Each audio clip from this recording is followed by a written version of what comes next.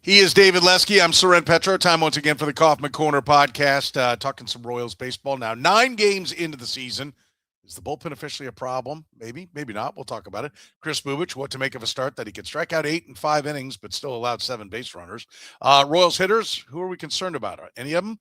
Some of them, some not so much. Kyle Isbel, has he turned a corner with his bat? Seth Lugo back to that 2020 form that had him finishing near the top of the Cy Young list. Luinder, Avila. He's not a starter.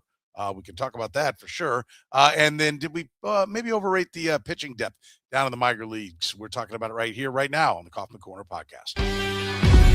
You're listening to the Kaufman Corner podcast, the most in-depth analysis of the Kansas City Royals, breaking down the Royals like no one else can. Kaufman Corner is hosted by David Lesky and Soren Petro. David Lesky is an accomplished author and the publisher of the Inside the Crown Royals baseball newsletter. Soren is the award-winning afternoon drive host of the program on Sports Radio 810 WHB in Kansas City. Kaufman Corner is proudly brought to you by Gann Asphalt and Concrete, Kansas City's nationally recognized full-service paving and pavement maintenance contractor, making parking lot problems disappear in Kansas City since 1994. Free consultations, no commissions, in-house crews, and every project comes with a written warranty. Find them online at GannAsphalt.com or call 816-484-3338. Gann Asphalt and Concrete, one contractor, all things parking lot. Now, here are your hosts, David Lesky and Soren Petro.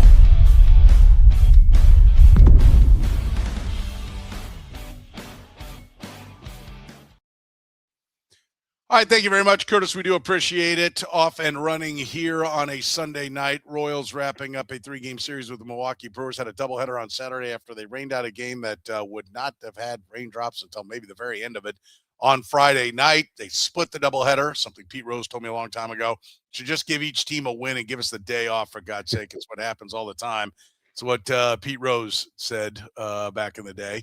We'll see what happens to the Royals. And now, David, dropped 2 out of 3 to the Brewers, dropped 2 out of 3 to the Braves, taken 2 out of 3 from the Minnesota Twins, beating the bad teams, losing to the good teams. That's where it sits right now with this ball club. Before we dive into that bullpen question, just any reaction overall to the Brewer series? A little bit. I think, look, it was, I don't think the Brewers were head and shoulders better than the Royals, but I think they were better than the Royals. And I think the better team won the series, which, it's okay. Early in the year, I think it's okay. I also think with tiebreakers in baseball now, if you're going to lose a series, lose the National League because the tiebreaker doesn't matter. But at the same time, you'd like to beat a good team at home, and they had their opportunities. I mean, today's game was winnable. The Stars didn't star, and some of them did, but not enough of the Stars starred, specifically on the pitching side. Today was winnable. Game 1, I don't think they were ever going to win on yesterday, on Saturday afternoon. Game 2, they obviously clubbed them. I don't think it was like this. The Royals Dodgers series a couple years ago when the Royals lost 2 of 3. Remember that when Melendez hit the grand slam? That series, you're like, I don't know how they won a game. It's amazing that they did. The disparity between those two teams, it was very clear how wide it was. I didn't think it was as wide. I didn't think it was that wide, but the Brewers are a really good team, and the Royals don't quite match up just yet. Yeah, I think it was. I'm with you. I can see where the Brewers are, right? I think the Brewers are where the Royals want to get to. I think the Brewers are now the king of the small market clubs, right? That was Tampa for many years. Now it's Milwaukee. Year in, year out, they go to the playoffs. They seem to do virtually every single thing right. They can hit, they can pitch. They develop players. I mean, they're just an outstanding all-around organization. So when they come to town, for me, this was a great opportunity. Let's see where the Royals are. How do they compare to this Milwaukee Brewer team that is really where the Royals want to be. And the Royals can see them, but you did see also that definitively the Brewers are better, right? They grind out at-bats better. Their bullpen held up better. The two teams weren't that far away at 6-5. I really thought they were like the Royals were like one key hit away from, maybe getting this third one. But that's the other thing is like the Brewers proved to be better, and the series was played in Kansas City with the Royals getting last ups and home field advantage and no travel and all of that. And so it's a game that you really wanted to win. They didn't. And so, onward and upward. It's not to say that they can't get there by the end of the year. Like I would say that. I did come away thinking, okay, the Royals need to make progress in a couple of areas. And if they do, I think they can be where the Brewers are. And hell, the Brewers may trade a key piece coming down the stretch. Something I'd like to see. You never the know Royals with them. Yeah, it's something I'd like to see the Royals do. I mean, I do love that approach by the Brewers that they're always going to make the decision that's based upon what's best for the long haul and just let the talent keep stocking up. And that's what's happened. And that's why they're so good, is because they're always thinking big picture. But that will hurt them sometimes at a trade deadline when they move something that is better now than what they got, but what they got will usually be better in the future. But yeah, and the bullpen was a problem for the Royals. They could not stay in range. They deployed Lucas Erceg after Matt Strom had already had his problems. They deployed Lucas Erceg in the idea of, we're going to hold it. I mean, he went for it on this game. That takes Lucas Erceg maybe out of the mix for tomorrow, and or at least limits him, takes him out of the mix for they're going to Cleveland in cold weather, which would seem to think that you're going to need a lot of pitching. They'd already blown through 6 innings of bullpen in the first game of the doubleheader on Saturday, and they deployed Lucas Erceg. I mean, I was like, this needs to work. I mean, it doesn't have to work, but it needed to work. They didn't have to win, but he had to keep him at 6. Yeah. I mean, you wanted it to be a successful, entity that they had there, and it didn't. He couldn't hold up, and that was a little bit scary now. Like, now I'm starting to question, is the bullpen a problem? Not officially yet, but are we asking questions? Absolutely. Yeah. I mean, and it's funny too, because I wonder what it would be if the doubleheader was today and they had 10 scoreless innings. Would we go, hey, is the bullpen fixed versus struggles today? And I guess the question I would ask, how often do you think the Royals are going to have a game where Kris Bubic, Matt Strom, and Lucas Erceg pitch, and those 3 give up 8 runs? I don't think it's going out on a limb to say that will never happen again. And I think that there's a few things that have to happen. Right? They all have to pitch in a game, first of all, which I think will happen. But there's going to be 1, 2 of the 3 or whatever. But I think that today was in some ways an aberration, but it was a continuation for Erceg, at least, of not being able to get the swing and miss. I mean, he only had, I think it was 2 whiffs on 15 swings, and 1 was his sinker, 1 was his 4-seamer, which is good, but his slider, which he threw 10 of, he only got 2 swings on that pitch. He only got 2 swings, no called strikes, and no whiffs. That's not ideal. Now, he didn't give up hard contact, which is kind of how he succeeded last year without getting strikeouts. But a strikeout is never a hit, and a batted ball is sometimes a hit. Soft contact finds grass. No contact never finds grass. Like it's very simple. And so I have some concerns about Erceg. This bullpen, I mean, in the big picture, this bullpen works when Carlos Estevez is closing out games. That was the thing that didn't jump out. I mean, I'm glad you said that, because I don't think anybody wants to hear it. And we're not saying throw him back in there, throwing 88 miles an hour, but no, yeah, it did. It fits a lot better with him. And it doesn't have to be him either. It's always, if this guy doesn't hit, well, no, if that guy doesn't hit, but somebody else does, it doesn't matter. If they find somebody and maybe Erceg does settle in that 9th inning, and it doesn't matter if Estevez comes back and they bring Eli Morgan back, who was phenomenal on Saturday night. He looked great. I think he'll be back sooner than later. They had to return him based on the rules of doubleheaders. He was the 27th man. So right. They could have finagled the roster, I guess. They probably could have sent Avila down, I suppose, and kept Morgan. But there are some rules in place, and there's really no reason to have kept him up, just for everybody who was upset about it, because he's not going to be available. He wasn't available today, probably won't be available tomorrow. And being the 27th man, he's not subject to the 15 days in the minors rule. Right. So there's no reason to keep him on the roster and not have him available. I bet he'll be back really soon. So maybe Erceg settles in the 9th and Morgan takes over as one of the setup guys along with Matt Strom, and all of a sudden it looks the same. I don't know, but it kind of works with 3 guys, and right now they've got 2, and those 2 today, pooped all over the bed, and that's not ideal. And when that happens, they're going to lose games more often than not, and it's just a reality. So they've got to figure this out. The thing about bullpens, I know you've heard this, we've all heard this, that teams your bullpen in April very rarely looks like your bullpen in June or July. And so they're still working things out. You just hope they don't lose too many games before they have it worked out. Yeah, I mean, I do want to bring up the 6 innings that was forced to throw on Saturday, a day that you had another game. Like the game is in the hands of the Royals, right? The Royals are the ones who decide. I always get confused on this. I mean, it comes up every year. It seems like I don't know why I don't commit this to memory, but it's in the hands of the home ball club, right? On a time like when they decided to bang it out, that was it. That was a Royals decision. I believe. Well, I think the league gets involved, but yeah, I think ultimately, by the definition, it's the home team decides until first pitch, and then it's up to the umpires. And so, like, I don't. First of all, whoever was reading the weather, you've got some explaining to do. It happens multiple times a year too. And listen, it might just be that if we find out everybody goes through this, like it did, it looked like it was going to rain. Everybody thought it was going to rain. It didn't rain.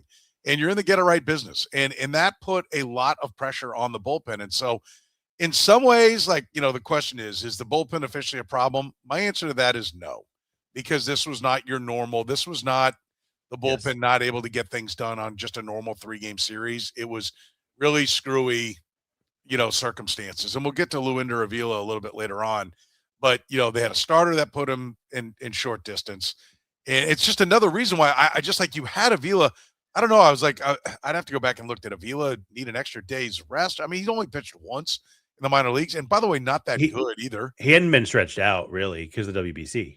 Yeah. So, he only threw, I have to look, but it was 50-something pitches, I think, in his first outing. I'll look real quick. It was a glorified bullpen day. And so, no, I'm not ready to call it a problem yet because it was not the best of circumstances, for this game. I think a lot of things kind of went wrong on this. I mean, they can't keep going wrong on it, but a lot of things went wrong. And so I'm not ready to go ahead and say the bullpen's a problem. I'll reserve judgment, but I didn't like what I saw, and I don't like that Lucas Erceg still isn't striking anybody out. Yeah, did you notice he looked mad after that pop-up fell? I don't know if you got to see it. I don't know if you're with family or what today, but he looked mad, and then he struck a guy out immediately. Like, look, Kris Bubic today struggled. He gave up that home run, and he ended up giving up another run. But after the home run, he settled in. I thought he was fine after that home run to Gary Sanchez. Look, if these guys need something to get them mad, and then they take off the rest of the year, okay, a loss is maybe worth it to do that. Kind of like Estevez getting blown up in that game. Maybe it was worth it to not do it, but he's got to pitch like he did that last batter more often, because the strikeout rate last year was 20%. It was 28% the year before. When he came over, he was striking everybody out in 2024. And if he's not going to get swing and miss, then he's a setup guy. He's not a closer. And I don't care that you're throwing 99. Everybody throws 99. And look, don't get me wrong. When Lucas Erceg at his 2024 form, when he came over to the Royals, absolutely a closer. He has not been that since early last season. And even then he wasn't really that. He's got to get the whiff back. That's where my concern is. And it's the same concern I had when the season started. They don't get enough strikeouts out of the bullpen.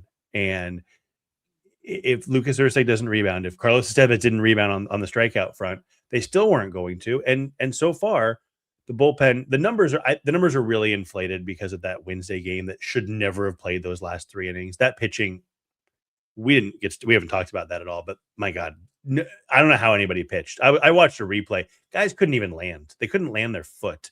Yeah. You can't judge that. So numbers are really inflated from that. But it's not like that's their only blow up. I mean, they had the Estevez game. Steven Cruz gave up 3 homers on Thursday, which, okay, yes, it's an aberration probably, but it happened.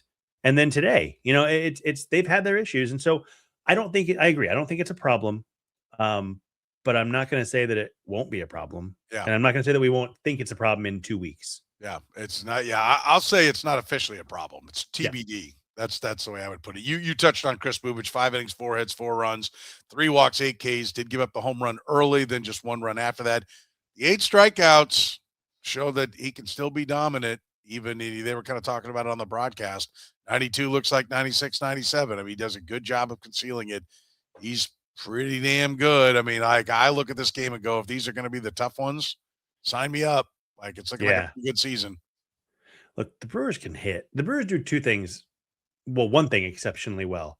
Grind. And they grind at bats. And I will say, the 96 pitches to get through 5. I mean, I was surprised. It sounded to me like Lefevre thought they were going to be yanking him around 80. And he went all the way to 96. I didn't know if that's a little bit of, well, he ain't going to be back here next year, so it ain't any of our problems. Yeah, who cares? Let's do it. But if you look at like the pitch chart, he wasn't that far off what you normally see. I haven't like compared a heat map or anything yet, but I mean, his fastball was where he usually throws it. His changeup was where he usually throws it. The Brewers just don't chase. And in some ways you go, okay, well, do you go away from your game? Because Kris Bubic gets some chase. That's what his changeup is off the plate. His fastball is up above the zone.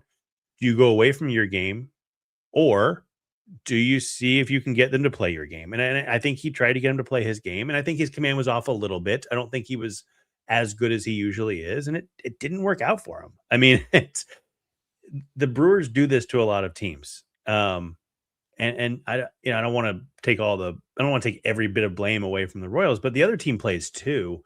And I think it was just a matter of, if you're not on your game as a starting pitcher, the Brewers are going to hurt you. And, that's just the reality of the situation. He wasn't perfect today. But you're right. If this is the bad game, 8 strikeouts over 5 with 4 runs allowed, look, the team was in the game. I mean, they had a chance to, they were down they had the tying run on second base in the 7th inning, I think. So that's, obviously, yes, you want 6 innings, 1 run, 7 innings, 2 runs, whatever. But he kept the team in the game when he didn't have anything today. He had more than nothing. But I have no problem with his start today. I just, the command just wasn't perfect. 12 strikeouts in 11 innings, so he's more than a K per inning. That's something we expect from Cole Reagans, who has 13 strikeouts in 10 innings, but he's gone an extra inning over Cole Reagans. So we know got kind of roughed up his first start. And so if this is the roughing up of Kris Bubic, like I said, sign me up. Like, this looks really good. If he's going to get this kind of swing and miss, get this kind of strikeout rate, then I think the Royals 12 whiffs on his fastball is crazy. Sorry, I didn't interrupt, but I have no issues. Again, if this ends up being the best, we're in trouble. I don't think that's it. I think totally these are the tough days. And if these are the tough days, then I think the Royals are actually in a really good spot. All right, we'll take a quick break. We'll come back, start talking about the hitting. It might surprise you where the Royals are really struggling to hit. We'll do it after you hear from our friends at Gann Asphalt and Concrete. Concrete season is in full swing, and asphalt paving is revving up. So right now is the time to get your property on the schedule with Gann Asphalt and Concrete. Whether you need new concrete work, a parking lot repaved, crack filling, seal coating, or full asphalt installation, their experienced crews handle it all right here in Kansas City. Don't wait until the rush hits. Call today for a free bid and secure your spot before the calendar fills up. Get the process started right now at GannAsphalt.com. That's GannAsphalt.com. Gann Asphalt and Concrete. One contractor, all things parking lots. Italian Delight was the first restaurant to bring true New York-style pizza to Kansas City almost 50 years ago. They sell whole pies or pizza by the slice, or enjoy their classic strombolis, calzones, and sausage rolls. Sandwich lovers, check out their lineup of hot and cold subs, the combo, the meatball, or the Philly cheesesteak, just to name a few. And don't forget the pasta. Their famous lasagna and classic chicken Alfredo always hit the spot. And if you're hungry for lunch, check out their daily lunch specials, starting at under $10. Italian Delight can even cater your next work function or party. Dine in, carry out, or delivery, it's Italian Delight. Located just 3 minutes east of Kansas Speedway at 8145 State Ave in KCK. Check out the menu and order online at ItalianDelightKS.com. Kansas City's own Italian Delight. Northland Injury Law, Kansas City's Google 5-star rated personal injury lawyers, serving KC for more than 40 years, voted Kansas City's #1 accident lawyers, helping people with serious injuries from car accidents, work accidents, falls, and other personal injuries. Northland Injury Law doesn't get paid unless they get money for their client. Don't wait, get compensated now. If you have a case, text HURT to 22222. That's HURT to 22222, or call 816-400-HURT. That's 816-400-4878. The choice of a lawyer is an important one and should not be based solely upon advertisements. All right, let's talk a little bit about the bats, the Royals hitters. Who are we concerned about, if anyone, right now? I want to point out that coming into today, the 3 worst spots in the lineup for OPS: third worst, shortstop, 548; second worst, DH, 495. I just bring that up because that's your designated hitter, for God's sake. And that's usually some pretty good hitters that cycle through there. And first base, Vinny Pasquantino, 493. That's changed. I haven't run those numbers since the game. Baseball Reference hadn't updated those yet when the game is over. They don't get around to doing that till tomorrow morning. But just coming into this game, now Vinny's dropping that bloop single in there for a couple RBIs. That's going to help that out. But, I think the one thing we can say, I'm not concerned about Bobby and I'm not concerned about Vinny, right? So Yeah. there is a lot to like about the bottom of the lineup getting things done. We'll get to Kyle Isbel, kind of reserved his own topic for him. But, it's kind of disappointing that you're getting all this production from the bottom and you're just not getting it up where you expect it. Yeah, it is, because the problem with the offense last year for most of the season was you had the big 4, Garcia, Witt, Pasquantino, and Salvi. And Salvi at times wasn't hitting either, but those 4 were hitting, and the rest of the offense let them down. Well, now they're letting the rest of the offense down. Not Garcia. Garcia's been phenomenal. So he's not there. But I mean, you look at the Royals right now. They have, this is crazy, they have the 12th best weighted runs created plus in baseball through 9 games. Overall offense, 12th best at 105. It's above average. It's ahead of Baltimore. It's ahead of the Phillies. It's ahead of the Blue Jays. It's ahead of the Mariners. I mean, it's wild to me. Runs scored, they are 15th in baseball. Now, some of that, they've scored most of their runs in 3 games this year, including today. And so 26 of their 38 runs are in 3 games, which means 12 in 6 games. Not great. But even so, the sample is what it is. That's the overall numbers. And they're doing that without Bobby Witt Jr., without really Vinny Pasquantino, Salvador Perez has had a couple home runs, but other than that, he hasn't done much. Carter Jensen hasn't been that good. I mean, he's had some issues beyond just oversleeping. So I think that there's a lot of reason to be very optimistic about this offense, because the supporting cast that was the problem has not been a problem at all. And, I don't, like you said, I'm not worried about Witt. I'm not worried about Pasquantino. I'd like to see them hit. That would be really nice to see Bobby Witt stand on second after an at-bat instead of on first or walking back to the dugout. But I'm not terribly worried about it, because the other guys are doing their jobs really well. Now they're 9 games in, 1/18th of a season. In a lot of ways, that is actually getting to be a sample. But also, I say this all the time. You say this all the time, I'm sure. If you saw 9 games in July where Bobby Witt did this, would you blink, or would you go, Bobby's struggling? Oh, Vinny's struggling. You wouldn't think twice about it. No. It's just that it's the only 9 games, and it's frustrating. I think it's particularly frustrating with Vinny, because it's at some point you got to hit before May, and that's an issue, I think. But overall, I'm not very worried about it. I feel like they're going to come around, because the track record shows they will come around. What about this? Aiden says Bobby's bat speed being down at 72 miles per hour is interesting. First of all, is that correct? I hadn't seen that number. I don't know what it is after today. I'm pulling it up right now just to get the comparison here. I don't. There's no reason to doubt that. It was down a little bit. When did I look? Friday, maybe Saturday morning. But they've now played 3 games since then. So, which, by the way, is 1/3 of the season. They played 1/3 of the season in the last 2 days. So, I'm pulling it up right now just to see where it was. I know it was 70. But here's what I would have. I mean, I'm assuming it's going to be off some. Maybe that was just 1 game, small sample, what have you. But what I'm curious is, we know he's done a better job taking pitches. Mm-hmm. Right. And I'm wondering, listen, he's not in a contract year. He's got through 2030 that the Royals control him. So he's not even close to a contract year. But I do think he's also the type of guy that's like, I'm going to go get better at something. We remember the base running. He really wanted to get better at stealing bases, get a better jump, get a bigger lead, do all those kind of things. And it does kind of feel like maybe this offseason was like, hey, I want to take some pitches. I want to get her into the count. I want to draw some more walks. Like, hey, what makes you an absolute superstar? What do I have to do to be up there with these guys? Well, you know, you got to get on base at a 400 clip, right? Like that's what you got to do.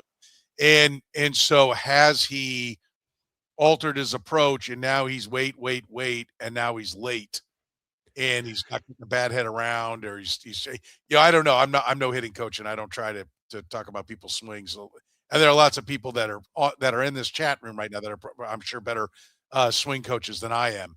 But I do wonder. I am a little bit. He's gotten off to slow starts before. This is what he's done. Yeah, but I'm just curious as to, you know, if there is anything to it. But I don't worry about it. He's too good a hitter. It will get corrected somewhere along the way. Well, let me tell you that I just pulled this up. This does not include today, but 60 swings. Last year he was like 74.3, I want to say. Let's use 74.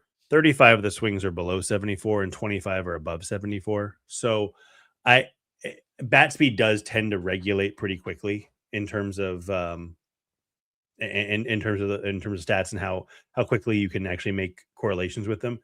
But this early in the year too, I mean, I'm looking at some of these, like one of them, you know, a weak grounder at 64.1 on the swing. You know, you check your swing 3 times and it skews the numbers pretty well. So that's actually not fair. Check swings don't count, but you have a bad swing 3 times and it skews the numbers quite a bit. So yes, it's worth watching, I would say. And you're right. It's funny. He is working more walks. His chase rate is way higher this year so far.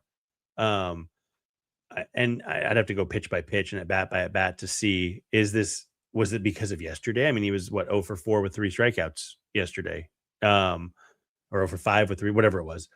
You know, maybe that skewed, although he was higher before. But yeah, I wonder if he's starting to get in his head a little bit with, I'm fixing this, I'm fixing that, and all of a sudden you get away from what you are.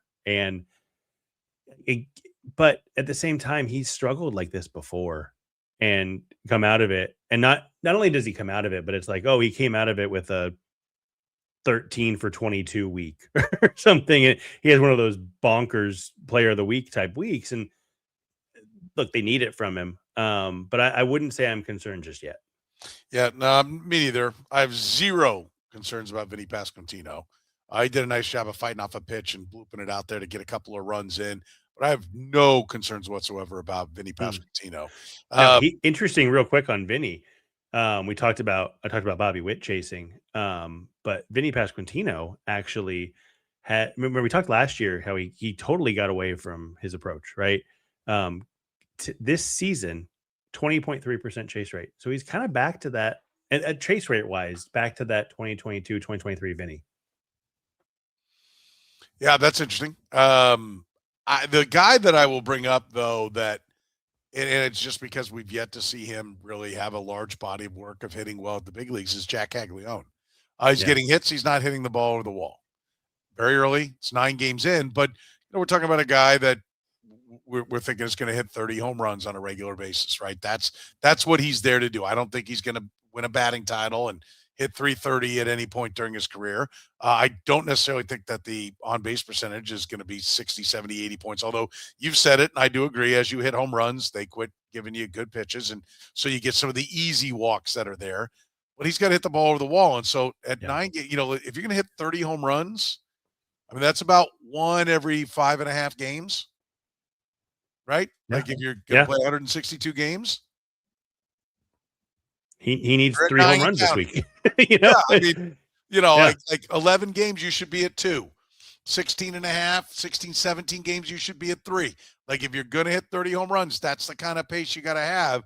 And he's not even scaring it.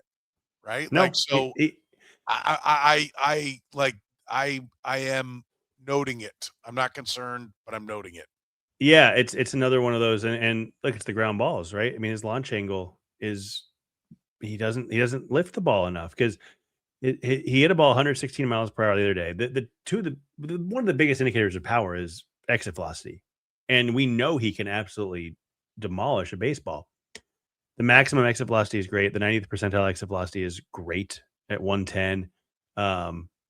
he hits the ball on ground too much. Hard hit rate's 47%. You look at his like expected stats. So he's hitting 286 with a 357 slugging percentage. His expected average is 342. His expected slug is 465. So maybe he's a little bit not so fortunate. But at the same time, it's you're not going to hit home runs on ground balls. And he hit the ball so hard that it will get through. He will get his singles, and that's fine. I mean, I'm not saying they all have to be 475-foot moonshots, but he needs to lift the ball more. And it's the same thing that was true of last year. It's just this year he's picking pitches out better. You talk about the chase rate; he's under 21%, which is great. I love it. Team's got a great chase rate. Best in baseball. You wouldn't. You obviously, if I'm asking you the question, it's either the worst in baseball or the best in baseball, probably. So you're going to guess right, but you're going to guess one of the two. But I don't think anybody would actually just randomly guess we are if you say where the Royals, they are the best chase team in baseball. They chase less than any other team, including the Brewers. So, I mean, we are seeing, and the Brewers are actually 13th. I'm looking right now. And I think this is updated live. I have the Fangraphs toggle on live stats full season. So it should. But the Royals do not chase this year. and their swing rate is toward the bottom, which, look, I like that. Yeah, they're taking some strikes. They are. I think that they're taking too many strikes. Honestly, the sample is not big enough to make notice, but they had the same problem last year. Remember, they were 0-1 on so many at bats, and Jonathan India specifically, but they don't chase. They hit the ball pretty hard generally, although their hard hit rate is down a little bit this year. It's middle of the pack rather than top like they have been. But that's the formula for a good offense. They haven't been consistent yet. Yeah, and that's the hope, is that they do get to a point to where they are more consistent. We can get everybody clicking all at once on throughout the order, and you'll see some big days, right? But you're right. They've had a couple of big days. That's all they've had, though. It's desert. But three of the last 6, 3 of 9, but also 3 of the last 6. So that's actually 3 of the last 5 have been pretty good days. So, maybe they're trending that way. It's a small sample. It's all a small sample, but it's an even smaller sample when you start to exclude, 2 or 3 of the games, but it's all the sample we have. So maybe they're starting to get into that group. Isaac Collins has been really good since they came home. And he's been impressive offensively. So that's been nice, but ultimately the stars have to star. Yeah. Well, ultimately, that's what's going to have to happen. I like the way you put it. All right, we still want to talk about Kyle Isbel, Seth Lugo, Luinder, Avila, maybe some of the help in the minors, whether it is or is not there. We will do that after you hear from our friends at Whataburger. Now at Whataburger, you can get the new Big Ranch Wrap for $3, 5 premium Whata chicken bites for $4, or a bacon cheese Whataburger Jr. for $5. Add fries and a drink for a little more. Now that's a Whata deal at Whataburger. Download the app.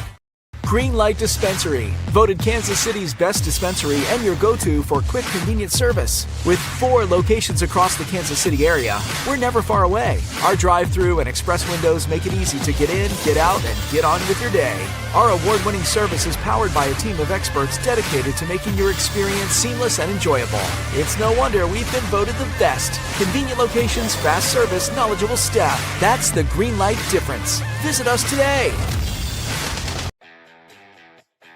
Gann Asphalt and Concrete is looking to grow their team. If you have heavy construction foreman experience with heavy equipment, asphalt or concrete labor, or just want to learn a new trade, contact Gann Asphalt and Concrete to join their team today. Top of the market pay, company provided insurance, and paid time off and holiday pay are just a few of the great reasons to join Gann's expanding team. Learn more about this great opportunity with Gann at GannAsphalt.com/careers. That's GannAsphalt.com/careers. Gann Asphalt and Concrete. One contractor, all things parking lots. Kyle Isbel, part of a platoon. MVP. I mean, or is it like, hey, guess what? When you don't ask guys to do what they can't do, you can get really good numbers out of a player. I mean, they're putting him in positions. Lane Thomas is allowing him to play against the pitchers he can succeed against. Yeah, I mean, look, I always think a good manager makes puts players in the positions in positions to succeed to the point that people think they're an idiot for not playing them in games they shouldn't be played. And so, Right. like, Right. That's I good. think that's where we are with Kyle. I was at the game today, and there was somebody, and the Brewers went to who was it? Anderson. I think Anderson came in, right-hander, after Kyle Harrison left, and Lane Thomas came to the plate, and he was screaming for Kyle Isbel to pinch hit. Which, okay, I probably would have done that. I probably would have pinch hit with Isbel there. My guess is Matt Quatrero said, I'm going to pinch hit with Kyle Isbel here, and then he's going to have to face Angel Serpa, who really crushes lefties, and Isbel's terrible against lefties, and all that. So he didn't work out, obviously. So hindsight, yes, Isbel was the right choice because Lane Thomas was the wrong choice because of the result. But I think that when you put a guy in like you said, when you put a guy in a position where they are best served to succeed, well, yeah, they're more likely to succeed. I mean, it's as simple as that. Now, Isbel's never done this against righties even, but I'm not going to say it's for real. I mean, I don't, what is he hitting? He's at 478 with a 783 slug. I don't think he's going to end the year there. Yeah. I just have a hunch. I'm no expert, but the expected numbers and the batted ball data says, hey, that's not for real, but being good is for real so far. And I'm excited to see it because he's very clearly the best defender on the team in center field. We saw a play that Lane Thomas didn't make that made it go from 7-5 to 8-5 that I am very confident Kyle Isbel would have made. So if you can get him out there more, and maybe the confidence against righties helps him against some lefties.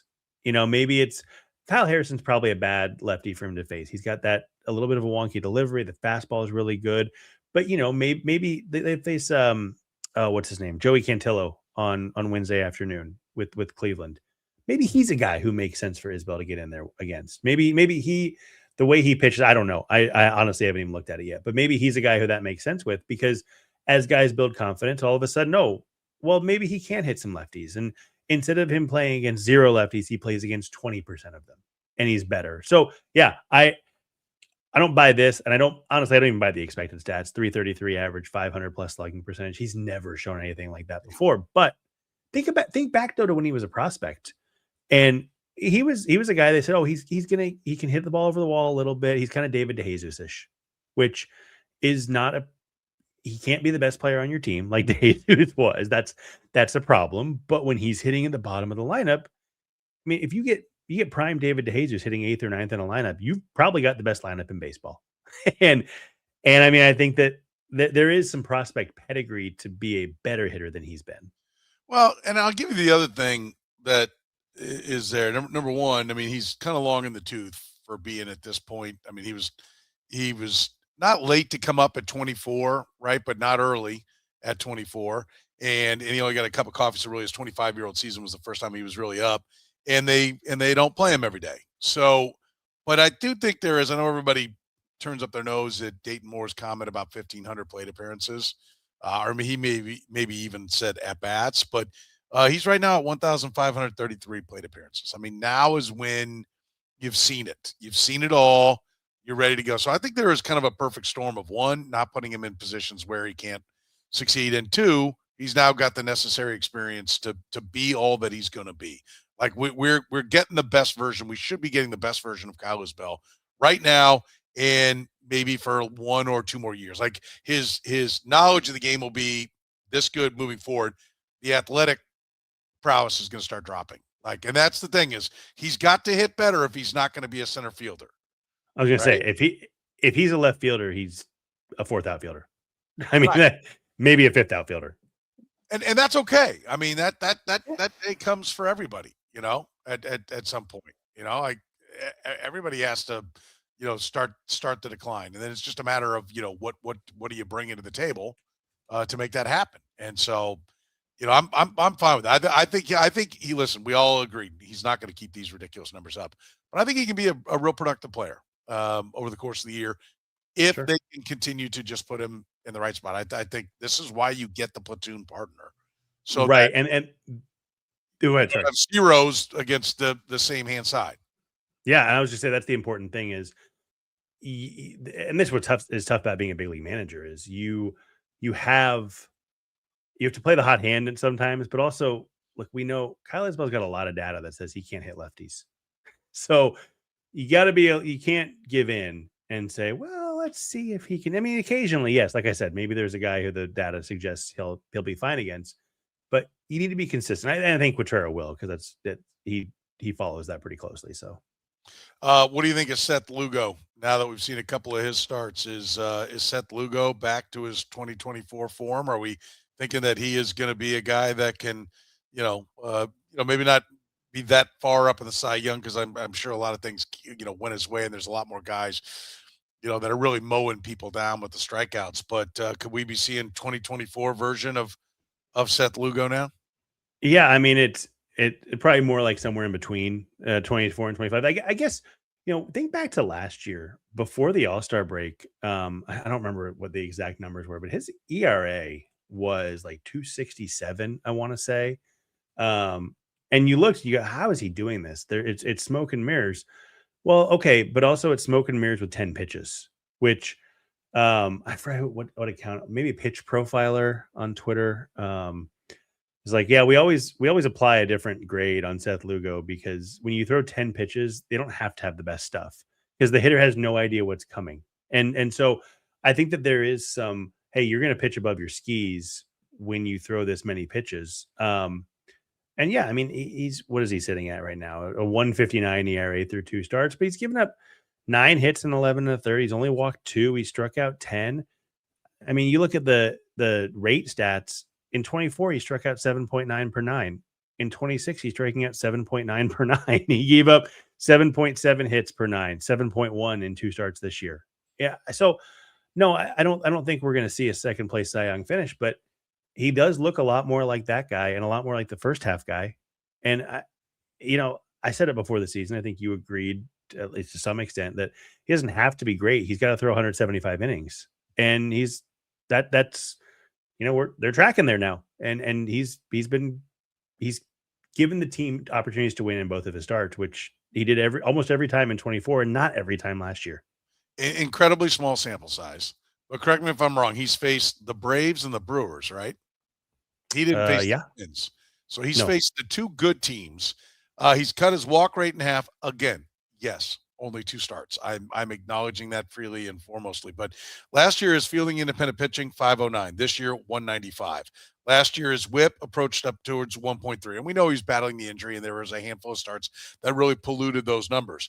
But now, 0.971, right? Like when he was finished second in the Cy Young, 1.089.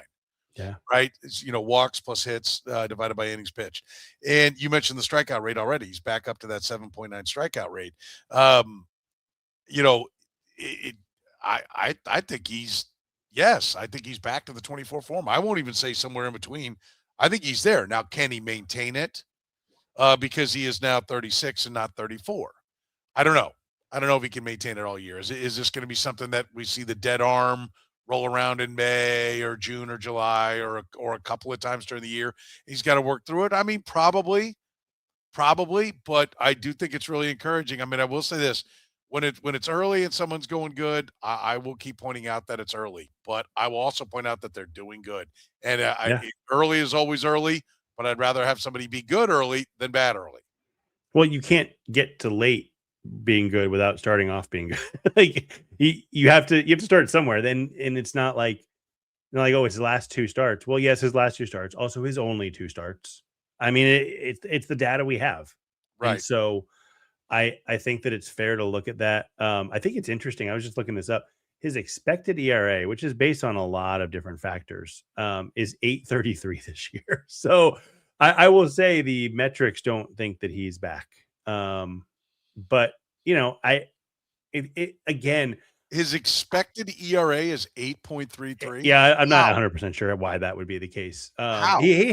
He's given up some hard hit balls. I mean, you think back to the first start, he was in center field quite a bit on some long fly balls, which whatever. I mean, I'm not saying whatever. It is what it is. But again, I go back to when you throw 10 pitches, it's different. You're graded differently because it's so nobody does what he does. Right.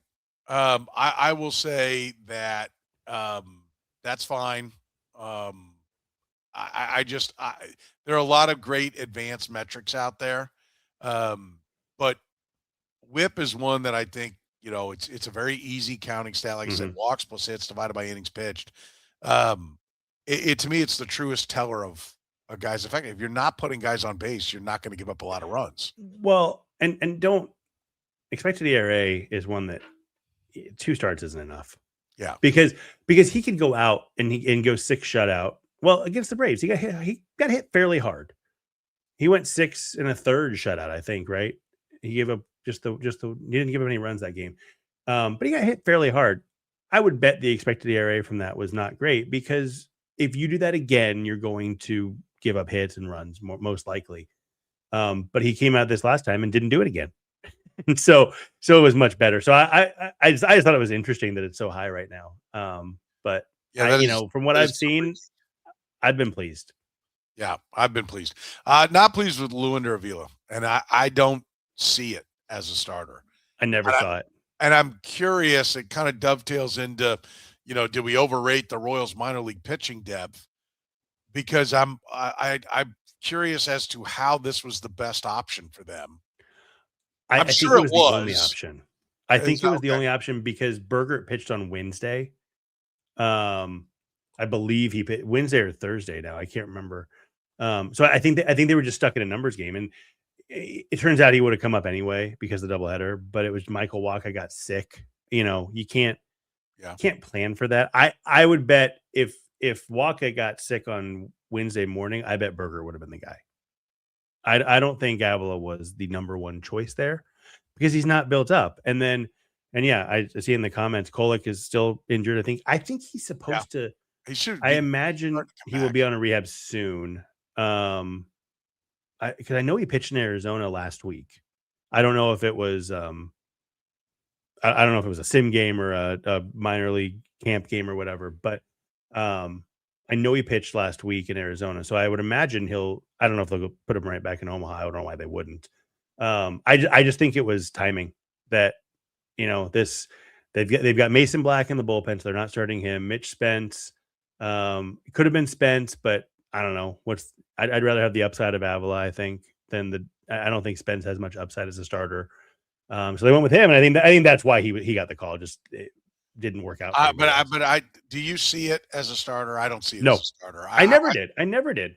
I haven't either. And I think if you get down to just what his best couple of pitches are and let him really perfect those and power those, then I think you've got a chance to have a top-notch reliever. Now, they needed somebody to come in, right? And they're in the midst, like we said, it's a freaky weekend to try to measure them against the Brewers because it ended up being a doubleheader day and you have a minor league guy starting up there. But I just, to me, I want to declare it. He's not a starter, right? Like, and that's what, if I were in JJ Piccolo's room of lieutenants, and I'd be like, guys, he's not a starter.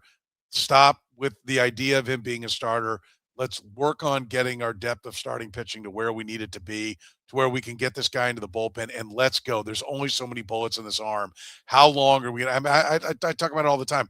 How many good innings could they have gotten from Luke Hochevar if they didn't screw around for 4 years trying to get him to do something he couldn't do, right? Yeah. And that's what I don't want to see with this kid. I mean, I think he can get.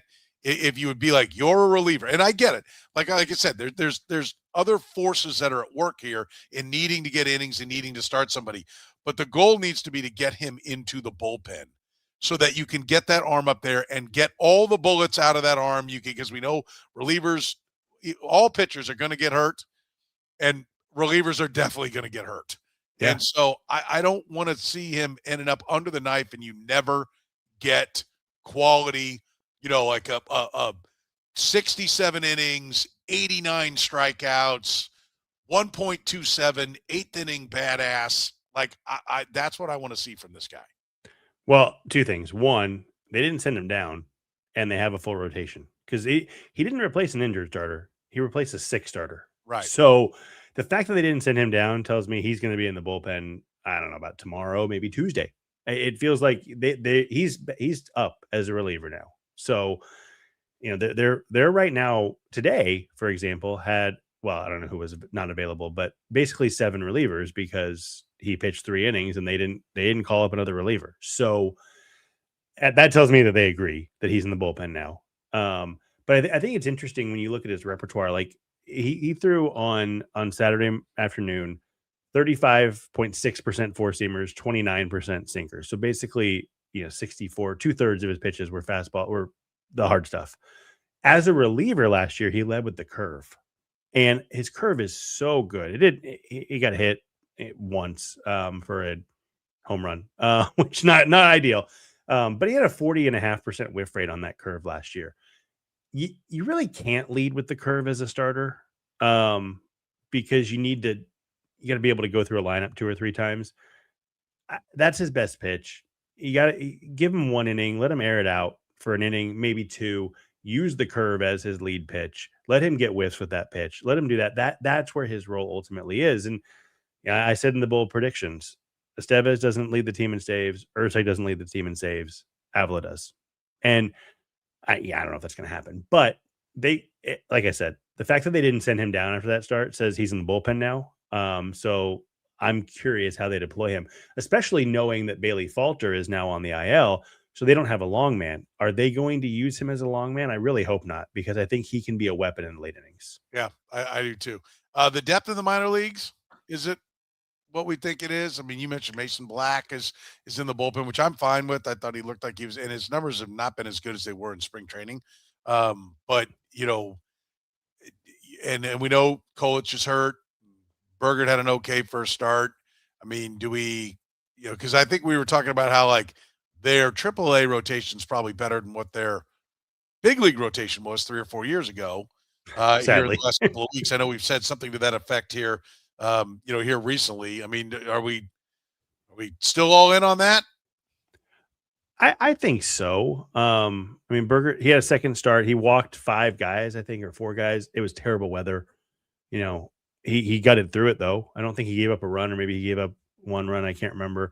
But yeah, I mean, Mitch Spence too. I mean, I mentioned him. He's a guy who started big league games, not for a good team. Don't get me wrong. The A's were a bad team, but I mean, he pitched in 2024 for the A's and had a 4.58 ERA in 150 innings. We looked at Alec Marsh last year before he got hurt and said, "Oh, that's really nice depth piece." And he was very similar. I think that Mitch Spence is nice depth. I think the depth is there, especially once Kolek comes back. But, like I said, like we said in the offseason, if you get to the depth, there's a reason they're not the 1 through 5. and so, I mean, when you're 6 and 7 become your 4 and 5, well, all of a sudden your 6 and 7 are now your former 8 and 9, which it doesn't get better as you go down, unless you've got prospects who just skyrocket through the system, which they might. I mean, Steven Zobak is on the IL. Ben Kudrna gave no reason in I think it was his first start, to say that he would be. I don't see it. I'd like to see him in the bullpen. 2 runs, 4 walks, 2 strikeouts. Put him in the bullpen. See what happens. Because I don't see that as a starter either. But I mean, look, stranger things have happened, I guess. I wouldn't predict it, but if somebody emerges, all of a sudden your 8 and 9 does get better, but you don't want to have to get to your depth. and I do think that as far as 6 and 7 starters go, Bergert and Kolek are arguably 2 of the best in baseball. I'd have to look at every team to definitively say they're the best, but it's hard to do much better than those 2. And then, Mitch Spence is your 8. Luinder Avila is your 8 or 9. I don't mind that. But again, depth is depth for a reason. Yeah. Kendry Churio, did you happen to see his first the numbers on his first go? Yeah. He's young. I mean, I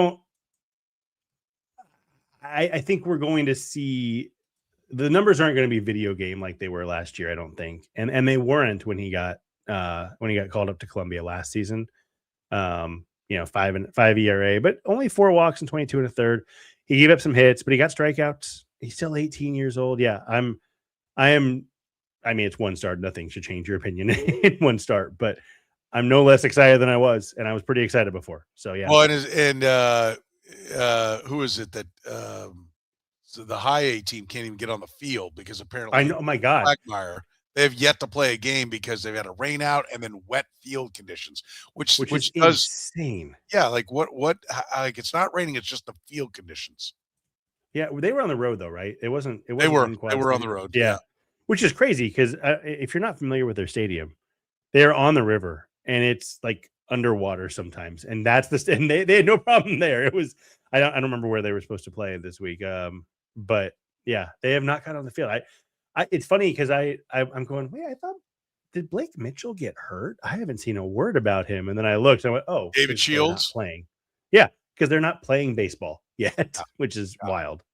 So I mean, yeah, like do we overrate the minor league depth? I think we probably did a little bit. I'm going to be honest with you. Maybe. I think probably did a little bit. Like everyone gets all excited in spring training, and then reality settles in. I think we probably did overrate it just a little bit, but no, it's still early. It's even earlier in the minors than it is in the big leagues. And one team's not playing, and you want to say, but again, Ryan Berger was the guy we talked about on the podcast about, is this a Cole Reagans acquisition at the time? Which I don't think it is. I don't think it was. But he was pretty exciting for the first few starts. But he was good enough that we talked about that. And then Stephen Kolek went out and had a sub-2 ERA in 5 starts. So, I mean, did we overrate it? Maybe. But again, those two, they're in a lot of big league rotations, and they're not good enough for the Royals, which I think says a lot. No, I do think there's still a lot to like about what's down on the farm and what can come up and help. But yeah, I would like to, and I understand, Berger not being available because of the timing, but I just would like to get to where they have 5 starters without Luinder or Avila down there. Yeah, that's what I'd like to see. I understand they want him to pitch and want him to work on all his pitches and so on and so forth, but they need to get to where where this is ultimately going. And I think if they can get there quicker, all the better for it. So, and I'd love to see Churio and Shields rocketing up. I'd love to see Shields, just dominate A and get into spend most of the year AA and then touch AAA, at the end of the year. I think it would be great. Yeah, if he could get, I was actually talking about this with somebody, 2 or 3 starts in AAA this year. You go, this is phenom level pitching because is he 18 or 19 this year? I think he's 19. I think he's 19, and I think Churio will turn 18. Churio, yeah, this is his 18 season, age 18 season. But Shields, I'm looking right now, his birthday. Oh yeah, September 9th, 2006. So yeah, he'll be 20 at the end of the year. So this is age 19 season. Yeah. Yeah. So he's moving along fine. They're looking good, to say the least. Listen, you'll always be looking good with our friends at Gann Asphalt and Concrete. If you manage or own a business, let Kansas City's best for more than 30 years. They've been solving parking lot problems. If you need any help, listen, the season is underway. Go to GannAsphalt.com. Book right now. You can get a free bid. Secure your spot on the calendar before things start filling up. They fill up fast. Go to GannAsphalt.com. One contractor, all things parking lot. Our friends at Whataburger. Right now, you can get the new Big Ranch Wrap for $3, 5 premium Whata Chicken Bites for $4, or a Bacon Cheese Whataburger Jr. for $5. Remember, Whataburger's open 24 hours a day, serving breakfast 11 p to 11 a. Our friends at Greenlight Dispensary, 15 locations in Missouri. More on the way. Greenlight, your go-to for all your cannabis needs. Tell them you saw them right here on the Kaufman Corner podcast. Our friends at Northland Injury Law. If you've been hurt in an accident, text HURT to 22222 or call 816-400-HURT. Google 5-star rated, voted Kansas City's #1 accident lawyers, and our friends at Italian Delight. Lunch special starting at under $10. That's right, starting at under $10, just a few miles east of Kansas Speedway on State Avenue, 8145 State Ave. To see them in person, you can order online at Italian Delight KS.com. For David Lesky from Inside the Crown, I'm Soren Petro saying thank you very much for joining us here on the Kaufman Corner podcast.